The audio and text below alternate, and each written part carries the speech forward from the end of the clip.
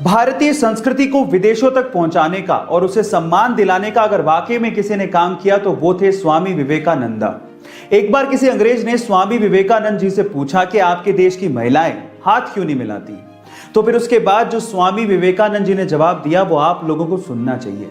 उन्होंने उस अंग्रेज से पूछा कि क्या आपके देश का कोई आम नागरिक आपके देश की महारानी से हाथ मिला सकता है। तो फिर उस अंग्रेज ने कहा नहीं, ऐसा पॉसिबल नहीं है। तो फिर स्वामी विवेकानंद जी ने पलटते हुए जवाब दिया, बस यही कारण है, हमारे देश की हर एक महिला महारानी के जैसी है और कोई आम इंसान उनसे हाथ नहीं मिला सकता।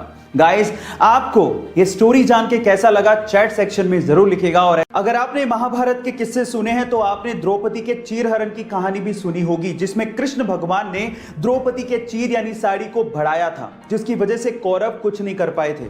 पर सवाल यह है कि कृष्ण भगवान ने ऐसा किया क्यों, तो उसके पीछे की कहानी सुनिए। जब कृष्ण भगवान ने सुदर्शन चक्र से शिशुपाल का वध किया था तो उस समय सुदर्शन चक्र की वजह से कृष्ण भगवान की उंगली भी कट गई थी। तब द्रौपदी ने अपनी साड़ी का पल्लू फाड़ के कृष्ण भगवान की उंगली पे बांधा था। तब कृष्ण भगवान ने द्रौपदी से वादा किया था कि हे द्रौपदी, तुम्हारे एक एक सूत का कर्ज हम चुकाएंगे। और इसी वजह से चीरहरण के समय कृष्ण भगवान ने साड़ी को बढ़ाते चले गए। गाइस, पुरानी कथाओं को सुनने का अपना अलग ही मजा है। आपको ये सुन के कैसा लगा चैट सेक्शन में जरूर लिखिए। एंशिएंट टाइम में यानी पुराने जमाने में हमारे इंटेलेक्चुअल्स को लगता था कि मैथ्स में एक ऐसा कोई सिंबल होना चाहिए विच रिप्रेजेंट्स नथिंग, यानी नथिंग को रिप्रेजेंट करने के लिए भी तो कोई सिंबल होना चाहिए। सो इसी को ध्यान में रखते हुए 5th सेंचुरी में एक इंडियन मैथमेटिशियन आर्यभट्ट ने जीरो को इन्वेंट किया। And let me tell you guys, zero का जो सिंबल दिया गया था वो हमारे पुराने मंदिरों, स्पेशली ग्वालियर के मंदिरों के दीवारों पे खुदा हुआ आप लोगों को दिख सकता है।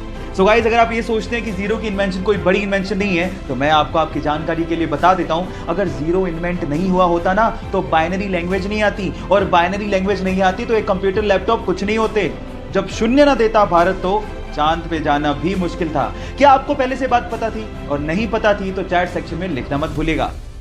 जब 13 अप्रैल 1919 को जलियांवाला बाग में जनरल डायर ने सैकड़ों निहत्तों पर गोलियां चलवा दी तो इस बाग से 40 किलोमीटर दूर एक गांव से 11 साल का बच्चा जलियांवाला बाग की तरफ पैदल निकल पड़ा और बाग में खून से सनी हुई मिट्टी को अपने हाथ में लेकर अंग्रेजों से आजादी के सपने देखने लगा। ये मिट्टी लेकर जब वो घर पहुंचा तो उसने पिताजी को कहा कि पिताजी आप कहां जा रहे हैं। तो पिताजी ने जवाब दिया कि मैं आम की गुठलियां बोऊंगा जिससे पेड़ लगेगा और बहुत सारे आम मिलेंगे। तो जानते हो उस बच्चे ने क्या कहा? उस 11 साल के बच्चे ने कहा कि मैं भी इस खेत में बंदूक बोना चाहता हूं जिससे मुझे बहुत सारी बंदूकें मिलें और मैं अपने देश को आजादी दिला सकूं। इस क्रांतिकारी विचार को रखने वाले का नाम है शहीद भगत सिंह, जो हमारे लिए, इस देश के लिए हंसते हंसते ये कहकर फांसी पर चढ़ गए, सरफरोशी की तमन्ना अब हमारे दिल में है, देखना है जोर कितना बाजुए कातिल में है, बाजुए कातिल में है। कोंढाणा के किले को मुगलों के चंगुल से जीतने की जिम्मेदारी छत्रपति शिवाजी महाराज ने अपने बचपन के दोस्त और सूबेदार तानाजी को दी। हर मराठा पागल है स्वराज का, शिवाजी राजे का, भगवे का। जब तानाजी का सामना पहली बार मुगल सेनापति उदयभान से हुआ तो घमंड में चूर उदयभान ने तानाजी को यह तक कह डाला कि मैं भगवा का नामो निशान मिटा दूंगा। तब तानाजी ने जवाब दिया कि जिस रंग को आसमान दिन में 2 बार ओढ़ता हो उसे तू क्या मिटाएगा। अपनी चतुराई और अपने पराक्रम का परिचय देते हुए तानाजी और उनकी छोटी सी सेना ने मुगलों के चंगुल से कोंढाणा जिले को जीत तो लिया, लेकिन तानाजी वीर गति को प्राप्त हो गए। तब छत्रपति शिवाजी महाराज ने कहा था, गढ़ आला पर सिंह बोला। एक बार द्रोणाचार्य अपने 5 पांडव शिष्यों के साथ जंगल से जा रहे थे। उनके साथ एक कुत्ता भी था।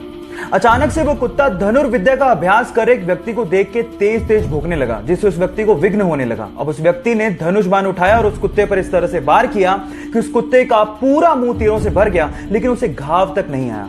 अब ये चीज देखकर द्रोणाचार्य हैरान रह गए और उस व्यक्ति से पूछा कि तुमने धनुर्विद्या सीखी कहां से? तो उस व्यक्ति ने जवाब दिया कि आप ही की प्रतिमा को गुरु मानकर मैंने सारी की सारी धनुर्विद्या सीखी है। अब क्योंकि द्रोणाचार्य अर्जुन को वचन दे चुके थे कि इस पूरे विश्व में उससे बढ़िया धनुर्धारी कोई भी नहीं होगा, इसलिए गुरु दक्षिणा में उस व्यक्ति से द्रोणाचार्य ने दाएं हाथ का अंगूठा मांग लिया और उस व्यक्ति ने हंसते हंसते अपने दाएं हाथ का अंगूठा द्रोणाचार्य के चरणों में समर्पित कर दिया। जानते हैं उस शिष्य का नाम क्या था? उस शिष्य का नाम था एकलव्य।